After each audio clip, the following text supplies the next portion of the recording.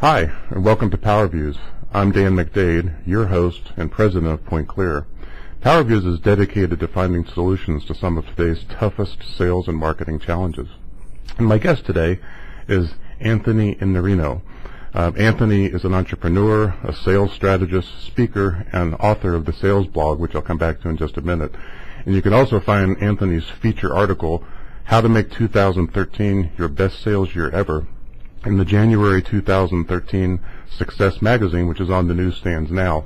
The other thing I enjoyed reading about Anthony is that you said one way of getting good grades in college is to wait and not start until you're 26. And I think if I read correctly, not only did you graduate with honors, but you graduated from law school, all while raising 3 children. So I think I know where you get your time management skills at this point.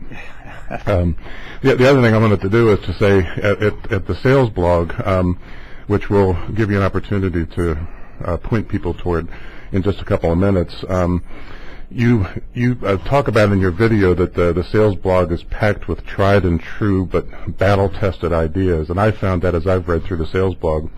One thing, as a blogger myself, I just have to commend you for blogging every day. I know you must wake up at 3 in the morning sometimes just to write your blog. 5 a.m. 5, okay. Every day. You have, and I know that I know that you got back to me yesterday and said you wouldn't be able to read the email until after 9 o'clock at night, so that doesn't leave much room for sleep. I think that you and our buddy Jonathan Farrington must be vampires, so. And I wanted to read, just to give the audience a sense for one of your blogs. This is actually from the December 1st blog. So in addition to tried and true tips, I also kind of get a little bit of some Tony Robbins, sense from you, because this one said, successful people are awake and working when less successful people are fast asleep. And this is both true in the morning and in the evening, to our point here. And they know what they want, and they're up doing work, first thing in the morning. And successful people are also working when less successful people are watching television and surfing the internet. And they trade time pursuing leisure for investments in reaching their goals, whatever those goals might be.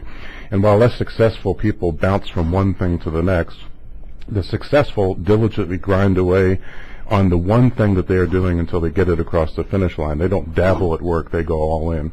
And I certainly find that's true both when we had the opportunity to meet together. I think that's been maybe a year ago, and also in our conversations online as well as in reading your blogs. But anyway, welcome to the show. I appreciate you joining me today. Thanks for inviting me. I'm thrilled to be here. What we were going to start with is, this is the time to make predictions for next year. So what do you see happening as you go look ahead at 2013 from a sales and marketing standpoint? I love making predictions for next year because it's like, if I were telling you who I think is going to win the Super Bowl or the college football team, there would be some way, because they have a finite beginning and an ending to a season. And we play a game that has no real end, and we have these artificial quarterly and annual goals just because time went by. But no trend next year is going to make the difference in any one single year when it comes to sales and marketing. But the big trends that are going to go on for the decade that we see taking root and taking greater hold in each year are what you're really after, I know, and that's more important and more interesting. So here's what my hallucination was going into this interview. And that a lot of people are going to want to talk about big data. There's just so much noise about how much data we're collecting on our customers and how much is available now because of all the activity that they generate on the internet. And in B2B sales organizations, I don't think that we're very good at capturing that yet. But I do think that that's one of the trends. But I'm going to buck the prediction trend here and talk about 2 other things that I see going on in the world right now. The first I call the coming flight to relationships.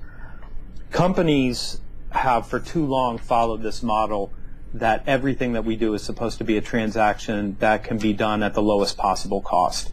And that's for a couple reasons. One, technology's allowed us to leverage the cost of managing those transactions and drive the cost down. And then you see people like Walmart and companies that operate in that operational excellence, low cost, low price model, sort of driving the profit out of all of their providers and their industries. And so we've chased this for a long time, but now we're starting to get what we pay for. We finally reached the bottom, and there's no more gains to be had by squeezing another penny or another nickel out of a supplier. And instead, we want intimacy. We're starting to see companies say, wait a second, I need somebody who cares deeply enough about my outcome here that they're going to tell me the truth about what I need to do and how I need to get that done. And I don't think people really enjoy being a transaction. I think generally most people, even business people, and we're all conscious of the bottom line, but I'm starting to see this flip, and people are saying, look, I'm willing to invest in this relationship if you are, but I need you to be a business partner and help me get the outcome. And this is the foundation of what I think the second big trend is. And that's the pursuit of profitable growth. And I see companies now saying, wait a second, clients are willing to pay for what they need, but we have to do this work for them. We have to go in and give them the justification. Everybody's always going to be asked about, did we get the right deal? Did we get the best return on our investment that we can? Are we making good business decisions? What I see sales organizations struggling with right now, and I see them trying to straighten this out, is how do we go in and help them justify internally investing more to get the result that they want? And they're willing to do it because they've gone to the bottom for so long and been disappointed that they're shifting back the other direction, but I don't think they can come without us helping them get there. So these are the two major things that I see going on in B2B sales particularly. That's the coming flight to relationships, and then this pursuit of profitable growth. It's no longer profitable to serve clients that are going to treat you as a transaction, and they don't want to be served that way, so we have to find our way back to doing better business together. Yeah, a couple of quick points. I'd be interested in your take on this. I just wrote an article for a publication and talked about little data. There's so many, particularly B2B companies, that really don't take advantage of even just the little data. And, they kind of flock to big data because it's the hot thing, it's the black box that people are going to invest in. So yeah. That's one thing. And then the second thing, which ties into your second point, is that, it's funny to me because I see social media right now almost being more of a one-to-many marketing as opposed to a one-to-one marketing. And yeah. I see that turning around this coming year. I think people do want that intimacy. They do want to know not so much that something's been tweeted to the 100th power, but that you're very specifically focusing on them and their needs, and responding to their situation as opposed to just a generic situation in the marketplace. Yeah, I agree with that. I think that that's true, and that again is because in marketing we understand how to use a megaphone. Yeah. Social media is a megaphone. Yeah, and absolutely. it doesn't be a megaphone, and the people that use it well. And I'm part of that community, so I watch people who are particularly good at using social media. They don't pretend that it's a megaphone. Yeah, that's a good point. Hey, this ties into my next question. As you know, I've got a book out, and I've got an article called Why Your Salesforce Needs Fewer Leads, so I kind of tip my hat on this question. But I've been just fascinated with the responses that I've gotten, particularly from the sales side of the house, having to do with the relevancy of lead definition to sales executives and marketing executives. How relevant is the definition of a lead to a sales or marketing executive? And maybe you could comment a little bit about how you might define a lead. I love this question. Beauty is in the eye of the beholder, right? So sometimes what marketing generates through inbound, because there's any interest, it's hot and it's supposed to be a lead. And as a salesperson, we go to qualify that. It's completely unqualified, even though there's interest. There's not all the other things that would make it qualified. So let me try to tie this to the first answer, because I think sales and marketing alignment starts with this idea of, and I call it a dream client. And this is this idea of who can we really do the best work for? Who can we do breathtaking, jaw-dropping, earth-shattering, value-creating work where people say, this is the right fit for us, and we're going to let you keep some of that value that you create. And there's a lot of time around the edges there, and not a lot of time on that core group of clients that we should be really focusing on. So I think the secret to this is to decide who has what role here. And I think we get marketing and sales roles confused when it comes to lead gen. Marketing has some responsibility there, but not quite the responsibility that some in sales think it should have. It's not designed to have 100% of the lead gen covered for you. Marketing's really good at lead gen for some pieces, but the nurturing really belongs to salespeople too. And this is, I think, part of the confusion here. Marketing's trying to do nurturing, but when marketing does nurturing, it's clumsy, it's awkward, and it's marketing. If marketing sends me an email, it's spam. If Dan sends me an email, it's an email from Dan. Now that's a completely different thing. Salespeople are willing to let marketing do the nurturing, and they're not as aggressive enough about saying to marketing, look, I don't want, I'll give you one example. I don't want a form on the web where you can capture their email address to get the white paper to them. I want to send the white paper to them with a personal note, because that's me making a deposit in a relationship that later on we're going to need. And if you do it your way, it's meaningless. And if I do it and I get to touch the individual, then we actually can make something interesting happen. So marketing needs to provide the toolkit and some of the lead gen. And salespeople need to take their role and wait a second, I can't treat these leads like transactions. I've got to do the nurturing and the developing of those leads. I know I hear them say this, I want a ready-to-buy lead. Okay, well, yeah, everybody does too. Keep dreaming. That's not going to happen. You're going to have to work them through the process regardless of where they come in. And I know there's a lot of hoopla about buyers being 70% through the decision-making cycle because of the Internet. I think it's a bunch of hype. I think that 70% through because they bought what you sell before, so they have some good ideas. But you're getting them somewhere along their buying process. And you've got to still determine how do I warm that up and move that along and develop the relationship that I need that's going to allow me to sell this client. And I think that if you could get those two pieces together to say, wait a second, I'm responsible for giving you the toolkit, the language, and making our case for you. But you're responsible for doing the nurturing of those leads once we bring them in. We'd have a lot better alignment. But we have to be honest about that conversation. Yeah, the comment that I got from a very senior sales executive at, I think it's either the second or the third largest software company in the world, was that the definition of a lead had absolutely zero relevance to sales, and that's because they never see a lead for marketing. And so, you know, this same client, their marketing department generated 9,000 leads last year, supposedly. And sales said they got zero leads. So it's unicorns. What's that? Leads are unicorns now. Yeah, yeah. Well, that's interesting. I just find that, like you said, I find this topic fascinating. I wondered if you might have some advice for sales and marketing folks as they look at the first part of this next year. You know, we don't know about the fiscal cliff, and although I think you said you don't worry about the fiscal cliff, you can just control what you can control and don't worry about the rest of the world. But what are you looking at here as you look into the first quarter of next year for sales and marketing executives? What should they be doing?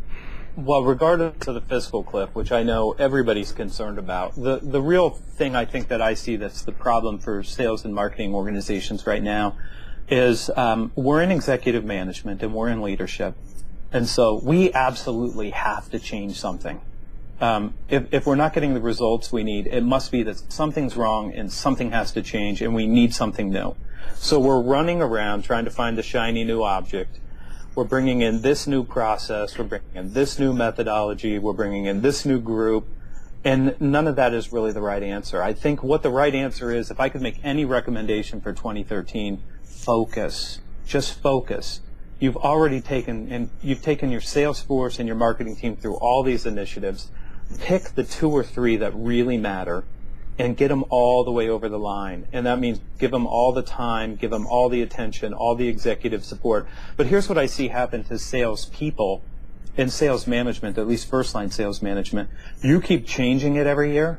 And so I know that this is going away very soon. What I have to do is wait you out because the next initiative is coming in a few months. By the time you are bored with this one and something else catches your eye, you know, I'm going to be moving on. So there's no reason to go all in. And I'm looking at organizations that seem to be good, and when they adopt the sales process, they don't do anything else. They just focus on the sales process until they have that, until it becomes part of their culture, part of their religion, part of the way that they operate. When it's a new methodology, they take it all the way across the line before they move on, and they're not bouncing around. I would say pick 2 or 3. Don't chase shiny objects. And just work on those initiatives, nothing else, until that's the mantra, until everybody believes and everybody's marching that direction. I don't know what that should be for anyone in 2013. If you want to pursue data, if you want to pursue insight-based selling or whatever is hot for you. But if you do, go all in and stay all the way and don't start shifting gears from quarter to quarter or year to year. Live with it until you get the result you want. What's top of mind for you right now that we haven't talked about today, Anthony? Anything that you've got you know, a real focus on here as you transition from 2012 to 2013?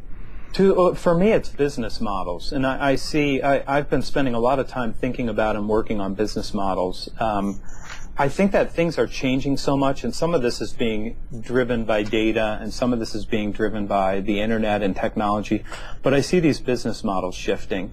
Personally, I'm writing a book. I'm giving it to the editor on January 1st, and you know, that's an interesting business model because, as you know, books don't make money. Publishers would like me to sell books, but I already have a lot of jobs, so I don't. Yeah. salesman too. And so I just see all of this disintermediation for newspapers, for radio, for almost anything entertainment driven is shifting, and you're looking and people are moving towards value. And it's an interesting time to take a look at your business and say, what's the repercussion for me on what's happening out there in the environment right now? We just did an analysis, and we simplified it into 4 quadrants, but the top left-hand quadrant was profitable, good business, and the bottom right-hand quadrant was unprofitable, bad business. And it was amazing when we did that analysis, what the commonalities of the 2 different groups. And it really gets back to what you said, when we have fun working with the company, and when they perceive that we're doing really good work for them, we have a great relationship when we make money. And when we're in one of these grinding, situations where we're basically distrusted and everything, we're under the microscope, I mean, it just is a miserable existence. Hey, and before I forget to ask you, I meant to ask you a couple minutes ago, we get asked all the time, and we're obviously in a little bit of a different business, but we get asked all the time for pay-for-performance pricing, and I think that kind of goes back to that Walmart model in my mind. But what do you get pushed on that, and what do you think about people that ask for pay-for-performance pricing? I'm seeing more and more of that, and here's what I think one of the major challenges with that is, they have to do their part too. Yeah. And this is because we've been so transactional for so long, and we follow this operational excellence model, and we've chased the bottom for so long. Now we reach the bottom, and so they're being told a lie.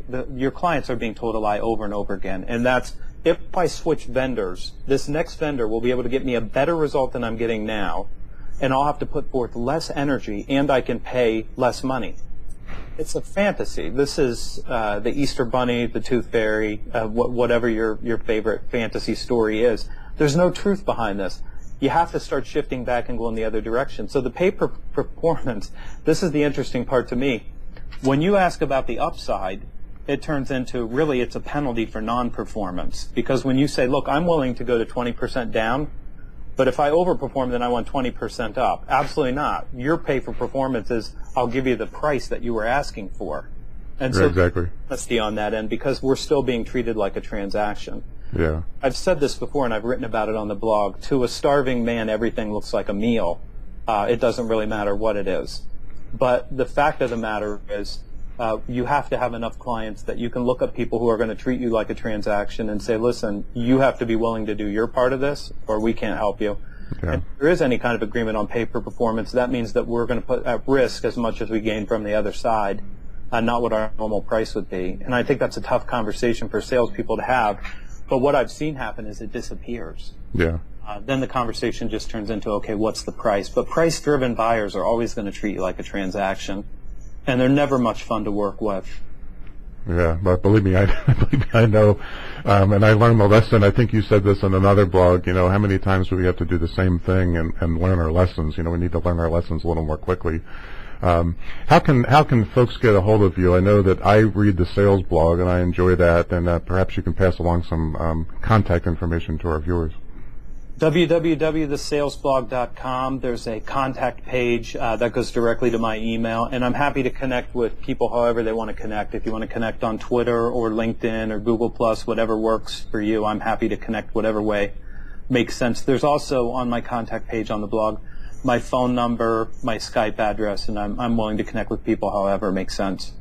Okay, that's great. And there's a cool short video that I would recommend everybody look at as they go to your blog page. And Anthony, thank you so much for joining me today. I really appreciate it. I've enjoyed the conversation. I hope you have a great holiday. Me too. And for now, this is Dan McDade signing off from another edition of PowerViews. Thank you for watching.